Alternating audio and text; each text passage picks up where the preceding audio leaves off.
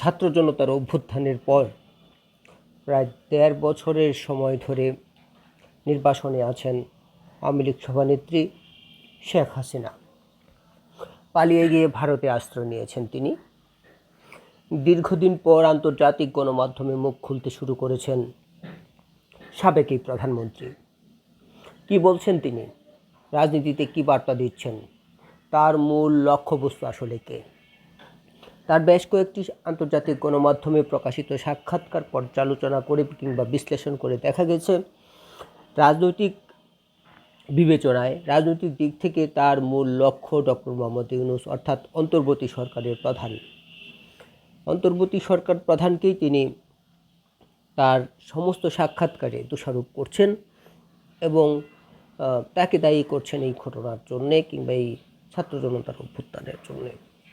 এবং একদিন তার বিচার হবে সে বার্তাও তিনি দেওয়ার চেষ্টা করছেন।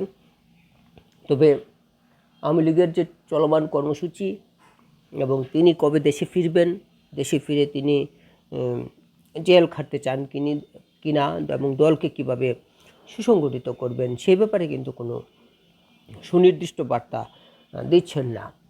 আমরা যে বিশ্লেষণটি করেছি তাতে দেখা যাচ্ছে যে ঘটনা প্রবাহ যেটি হয়েছে জুলাই গণঅভ্যুত্থান, সেজন্য তিনি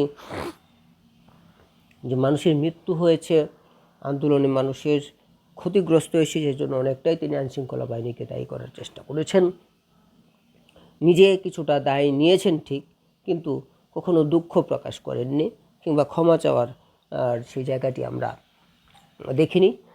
বাংলাদেশের রাজনীতিতে সেই জায়গাটি খুবই দুর্বল। অনেকেই বলেন যে শেখ হাসিনা তার কৃতকর্মের জন্য ক্ষমা চাননি।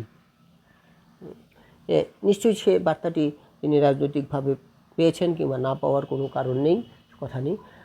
তবে তাকে আমরা ভিজুয়ালি আমরা দেখতে পাইনি এখন পর্যন্ত। সবাই ধারণা, রাজনীতির মাঠে যারা আছেন তাদের ধারণা যে খুব অল্প সময়ের মধ্যেই হয়তো তিনি ভিডিও বার্তা নিয়ে সবার সামনে আসবেন।